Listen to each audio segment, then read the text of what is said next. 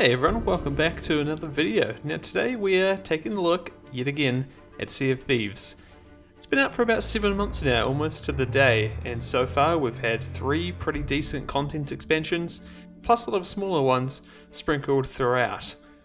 So today we're going to look back and see what's been added to the game, what's coming in the future, and whether it's still worth picking up now, or maybe whether if it's worth it more to pick it up now than it was back at launch. So let's jump in and have a look. So if you've watched my previous videos on Sea of Thieves, you know I've covered the Hungering Deep, which was the first expansion to the game, and Cursed Sails, which was the second, with them coming out a couple of months after the launch of the game and then a couple of months after that for Cursed Sails. And now we've also received Forsaken Shores, the third and final planned expansion in their roadmap, although there are more to come which we are yet to hear about. So instead of just doing a video on Forsaken Shores like I did for the last two, I thought I'd do a bit of a roundup and look at all of them together and see what the package looks like now as compared to when the game came out. So going back over them, we'll start with Hungering Deep. So that was the first one to come out, and since they had the least time to work on it, it did have the least content. So this is going to be my least favourite out of the 3. It featured the Megalodon shark, which now just kind of floats around the world and will just appear with your ship, kind of like the Kraken, which I think is a really good idea to keep it in the game. It had a time limited campaign, which was fine, nothing amazing, but it was a cool thing to do, I guess. And that is now gone, and it also brings some cosmetics, some drums, and that's about it. Next up we had Cursed Sails, and this is my favourite out of the 3, I think just because of the amount of content we got with it.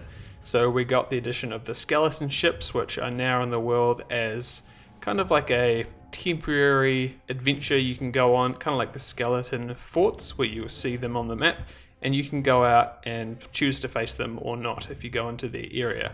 It also added the Brigantine, which was the 3-person ship. I've always pretty much played the game with 3 people, and we've either been forced to kick someone off and use a sloop, or use the galleon with limited ability. The addition of a 3rd ship for 3 people is really great, and it's been awesome, and it's a great ship. We also got Cursed Cannonballs, which initially I wasn't too fond on. I actually thought they'd be kind of annoying with people just loading them up and constantly making it so you can't shoot your cannons or dropping your anchor or whatever. But they've had them in a frequency that was good, I think, so you don't get them too often, but you get them enough that you don't forget about them after hours of not seeing them. So ones that let you drop other ships' anchors are really good, and as a means to escape. You've got ones that stop other ships firing back, which helps you attack them, and they're just a really great addition to the game, and they add a whole other layer of complexity to the combat, which I think is really good. It was a really smart idea. And we also got the expected cosmetics to go along with that expansion as well. Last up, which was just released a few weeks back, we have Forsaken Shores. So this added an entirely new zone to the map called the Devil's Roar. It's a lot more dangerous than the rest of it. There's islands with volcanoes, the water gets boiling hot, there's geysers on the islands themselves that'll shoot you up into the air without warning. So it's a pretty dangerous area, but the loot is tiered up as well. So you've got the Ashen loot set, which is kind of the same like levels of chests, but they're Ashen variants, so they sell for a lot more than their standard ones, which is a good reason to go in and actually get the high tier stuff. Also added a rowboat, which was a great idea. So this can be found across the map. You just find them on islands and you can dock them to the back of your boat. Really cool idea. You can fit 4 people in it. You can use it to, dock your ship off the island and row in, or you can store stuff on it. Tons of different options, really good addition. And also we got new Merchant Alliance missions, which was another great idea, as the existing Merchant Alliance missions were either just kind of needlessly difficult, a bit annoying, and just not as fun as the other ones. So the new ones see you running cargo across the map, and that's quite a cool idea. You've got a few types of cargo, and you've got to have certain parameters to keep the quality high. So for example, the chests of rum, or the crates of rum, you've got to be careful with them and not break the bottles, or they'll sell for a lot less, and like the cloth has to be kept dry, and the plants need to be kept watered. Just that kind of stuff to make it so you don't just throw it on your ship and go, you've actually got to keep an eye on it. And that was a great idea just to help the Merchant Alliance quests flow a bit better. And obviously, again, we've got the cosmetics added to the game. So with all these things added up, how does the game look now compared to when it came out? Well, surprisingly, actually quite a bit different. When I did my first video on the Hungering Deep, I said that I didn't think any of the expansions would change the core of the game, and while I was right, at least at this point, there are a lot of things that are different compared to when it first came out. So you've got, say, the shark that's constantly roaming the world, which adds another layer of watching and, you know, being cautious about doing things, and if it attacks while you're, say, in combat with another ship, it's really cool. The skeleton ships are awesome. They just add a whole new type of thing you can do, like fighting the other skeleton ships is really cool. And it's kind of like a skeleton fort, except almost riskier because they're harder, and also other ships can come in and either, you know, help with the alliances feature that came in Cursed Sails, or not and sink you and try and take their stuff. So that's really interesting.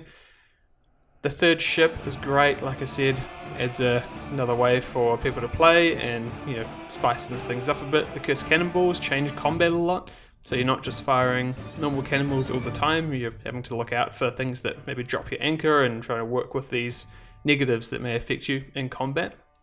All the additional cosmetics just change things up. Pirates look a bit different, you don't have kind of everyone looking the same.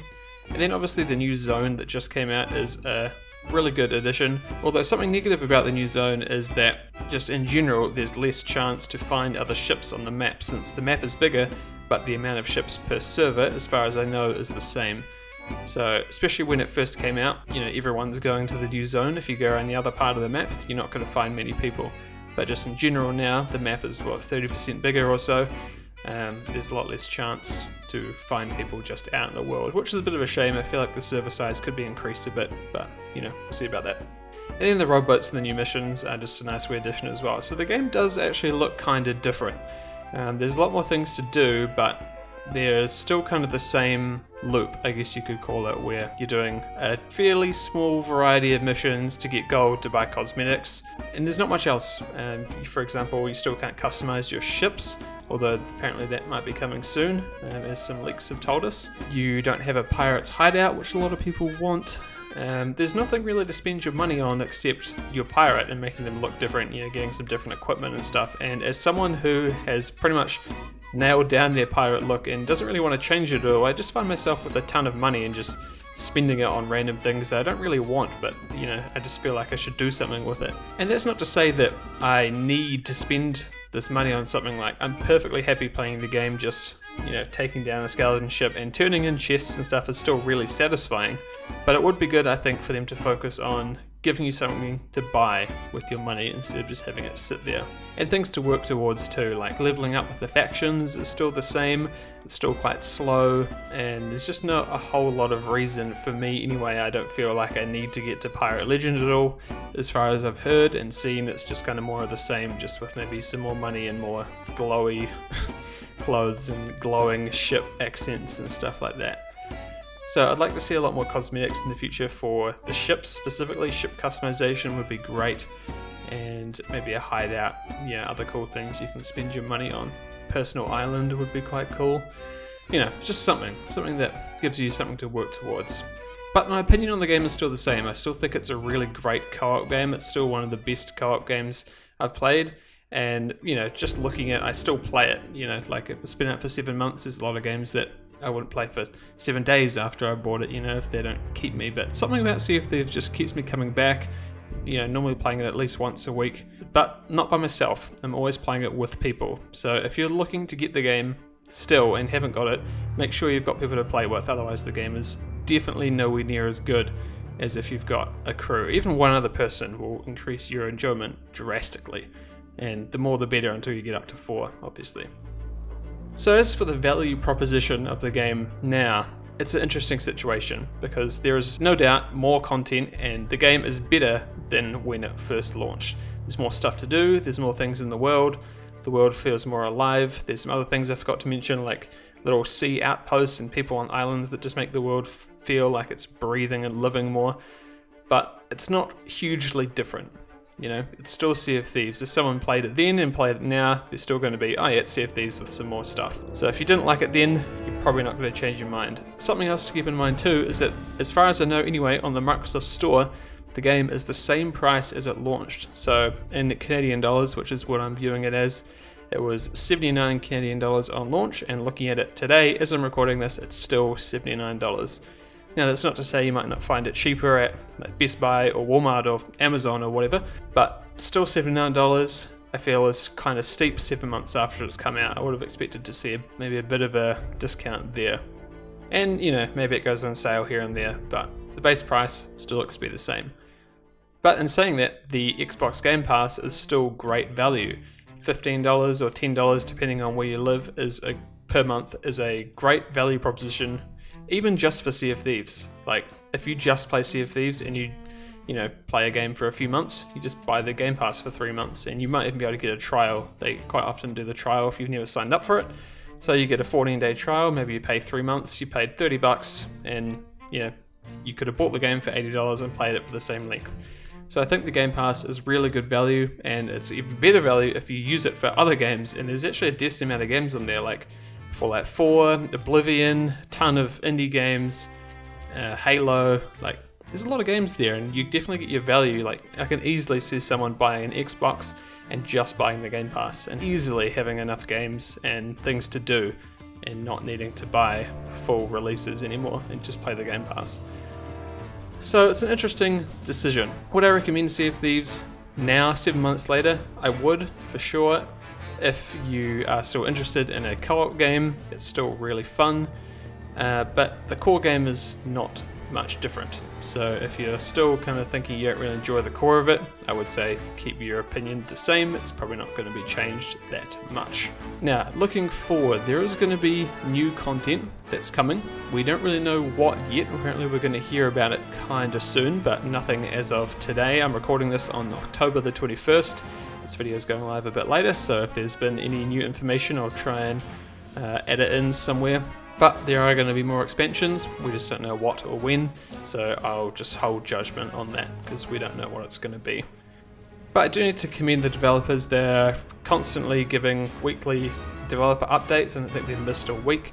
They're, you know, listening to feedback, they're posting bug fixes, they're trying to make the game better, and it really does feel like that maybe the game was forced out the door a wee bit fast and they weren't quite done on it, but that's okay.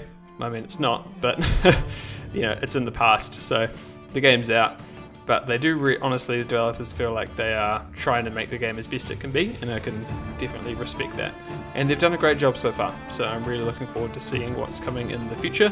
And I hope you are too. If you enjoy the game, I'm sure you'll be excited to see what they have cooking up for us, and I'm sure we'll hear about it soon. So thanks everyone for watching. Feel free to share this to anyone who is maybe thinking about buying the game or getting the Game Pass or wanting to get back in and give it another shot. And if you like the idea of Sea of Thieves, still have fun, then you won't be disappointed. So thanks for watching, and we'll see you all next time.